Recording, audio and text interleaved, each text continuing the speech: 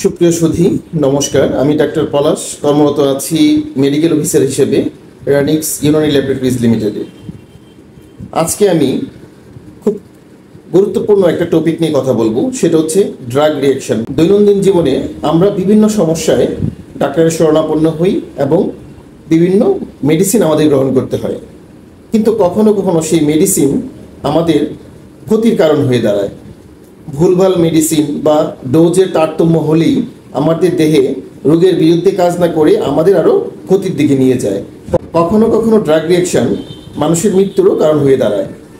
তাই গুরুত্বপূর্ণ এই বিষয়টা আমাদের প্রত্যেকেরই জেনে রাখা উচিত যে মেডিসিন চলাকালীন অবস্থায় বা মেডিসিন গ্রহণ করার পরে কী লক্ষণ দেখা দিলে আমরা ধরে নিব যেটা ড্রাগ রিঅ্যাকশন।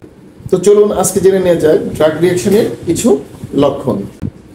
আপনি কোনো মেডিসিন গ্রহণ করার পরপরই যদি আপনার অনবরত বমি হতে থাকে, পেট ফুলে যায়, বা আপনার দম বন্ধ হয়ে আসতে থাকে, কণ্ঠনালী চেপে যায় এবং শ্বাসকষ্ট শুরু হয়ে যায়, বা মাথা ঝিমুনি হয়, মাথা ঘুরতে থাকে, অজ্ঞান হয়ে যান, বা সারা শরীরে লাল লাল রেশ বা চাকা হয়ে যায় এবং চুলকানো শুরু হয়, খিঁচুনি শুরু হয়, তাহলে বুঝতে হবে যে আপনার মেডিসিন রিঅ্যাকশন করেছে বা ড্রাগ আপনার রিঅ্যাকশন করেছে।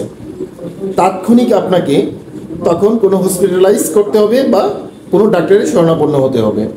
আপনি যদি তাৎক্ষণিক ডাক্তারের শরণাপন্ন হন তাহলে আপনি মৃত্যুর ঝুঁকি থেকে বেঁচে যাবেন, নতুবা আপনার মৃত্যু পর্যন্ত ঘটতে পারে। মেডিসিন গ্রহণ করার সময় খেয়াল রাখবো যে মেডিসিন গ্রহণের পরে আমাদের এই লক্ষণগুলো হচ্ছে কিনা।